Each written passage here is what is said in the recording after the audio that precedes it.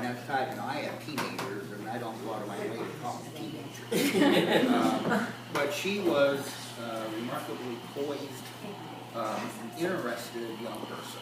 That was the thing that struck me about her. And I don't make a habit of getting involved in primaries. I do in presidential races, and well, I guess I do make a habit of it sometimes. But you know, I've never come back to Dubuque. You got involved in a primary, and I think, you know, when I thought about, you know, when Abby told me that she was going to run, and I really didn't know who else was running. And it turns out now I know the two people who are running. And instead, when I look at the three candidates, what sets Abby apart? And it's really not that much a gender thing as it is, you know, what do we want for the future? Do you want, I mean, there are 19 Democratic women in the Iowa House. There are 100 people.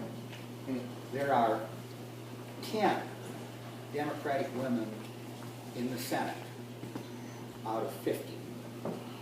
And so you have 81 men in the House, and you have, my math, 40 men in the Senate who are the ones who are setting policy on women's health care, on issues of domestic violence, on family issues, right on down the line. And I'm not saying that they don't do a great job. Mike Bronstall is a wonderful person, and I fought for those issues when I was there too.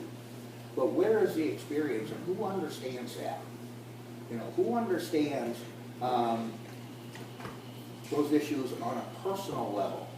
You know, there is, and one other point, there is one woman under the age of 30. Just one. Nessa, she's 23. Oh no, she's 26 now. Okay, She was elected when she was 24. Okay, well, she looks like she's 60. Which I can say, because my first 3 years there, I thought I was a page. So, you know,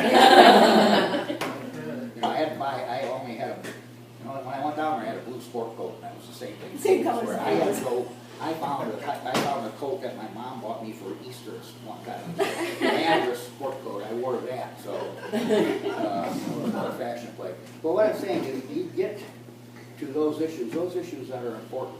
You know, there are farmers in the legislature, and as they should, they represent farmers.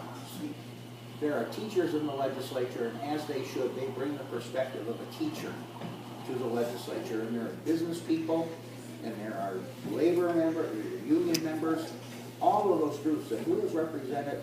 You know, young women.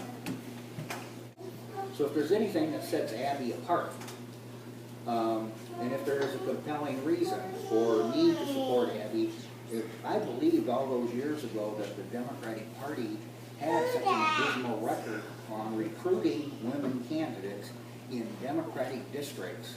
Say now's the opportunity for Dubuque to do the same thing they did with Pam Jochum in 1992.